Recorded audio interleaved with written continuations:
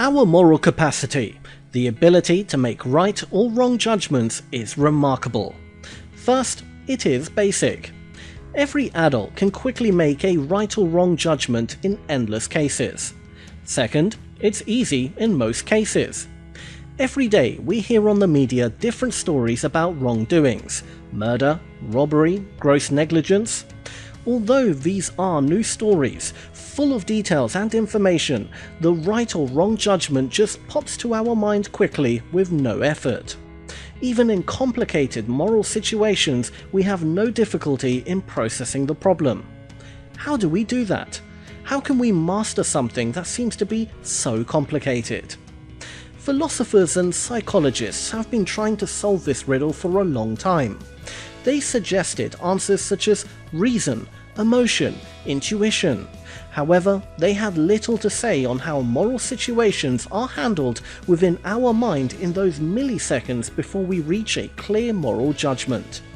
But now, a new theory, the attachment approach to moral judgment, promises to revolutionize the field. It describes a set of simple rules that we all follow when making a judgment. The theory was developed by philosopher and psychoanalyst Professor Aner Govrin from Bar Ilan University, Israel. This short film will show you 1. What do moral situations all have in common? 2. What it is that leads to our quick and confident judgment. According to the theory, our mind breaks down moral situations into basic features, then by a simple computational process reaches a judgment. Consider the following example.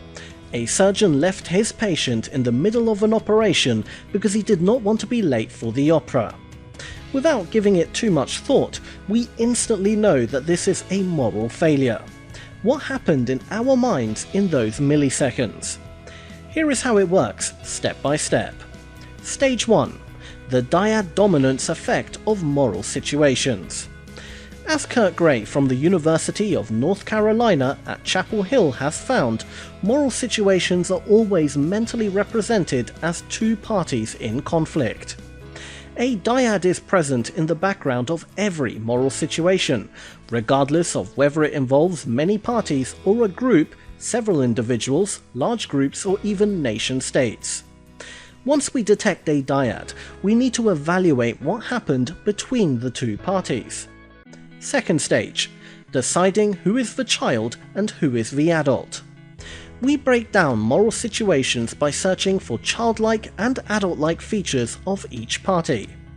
We have an emotional and cognitive mechanism that is highly sensitive to children and adults' distinctions and their associated traits. By detecting vulnerability cues and the party's asymmetry, we quickly find out which party is strong and which party is weak. The most informative features of moral judgments, intent, free will, and controllability are underpinned by a more profound quality, our knowledge about children and adults. We tend to attribute intention, free will, and controllability to adults, but not to children. Third stage, expectations. Now we turn our expectations to the strong party. We always expect the strong party to protect the weak or at least cause them no harm. This expectation stands behind every person's moral judgment in every culture.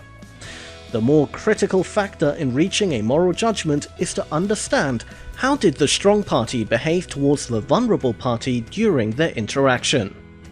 Let's get back to our surgeon. A simple moral judgment. Quickly and with no effort, we detect a dyad, the surgeon and his patient. In milliseconds, we understand that the surgeon is responsible and strong, and the patient is weak and vulnerable. With little effort, we compare the surgeon's behavior to our expectations of adults, and we realize that the surgeon failed us. Moral failure is a violation of our expectation. So, to recap, when we are faced with a moral situation, we break it down to its core elements.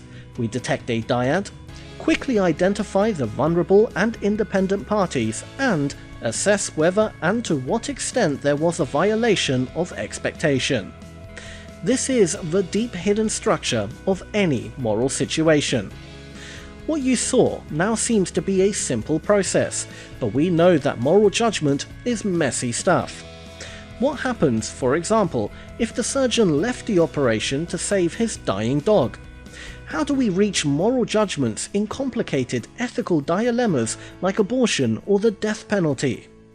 To hear more about the attachment approach to moral judgment, see other films in this series or look at the book Ethics and Attachment: How We Make Moral Judgment by Aner Govrin.